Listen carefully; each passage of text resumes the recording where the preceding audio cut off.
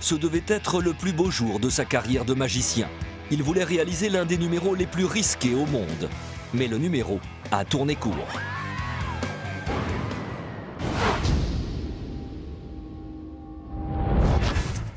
Jazen Magik est un jeune magicien américain. En quête de reconnaissance, l'artiste multiplie les apparitions et les numéros périlleux. Le 28 août 1998, à Clinton Township, dans le Michigan, devant 2000 admirateurs, Jazen Magik va tenter de reproduire le célèbre numéro d'évasion du plus grand magicien de tous les temps, Harry Houdini. Harry Houdini, c'est le premier qui a présenté des évasions. Ça a été le premier vraiment à développer cet art.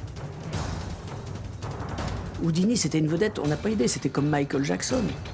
Et voici le numéro qui a rendu célèbre Houdini, c'était en 1907. L'artiste est attaché avec une camisole de force, et ensuite il est pendu par les pieds à une corde, et hissé dans l'espace très haut. Et il doit se détacher de ses chaînes, après remonter, rattraper la corde, détacher ses pieds. C'est un numéro d'un homme seul contre les éléments. Malgré l'apparente difficulté, Jason décide de corser le numéro en y ajoutant un élément, le feu.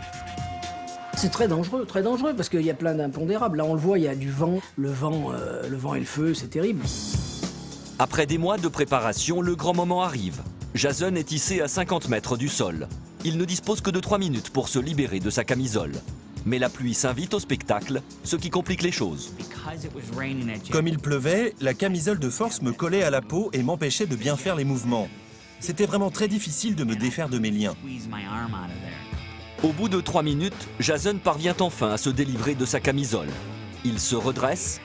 Il doit encore défaire sa sangle de sécurité pour être complètement libre et réussir son numéro. La boule de feu qui brûle au-dessus de sa tête le menace sérieusement. Mais problème, son harnais de sécurité est bloqué. Il faut du sang-froid, il ne faut pas s'affoler, quoi. Il faut dans toutes les situations rester maître de soi, parce que dans la panique, on ne réfléchit plus, on fait n'importe quoi. Jason est livré à lui-même. Devant 2000 spectateurs, il s'enflamme.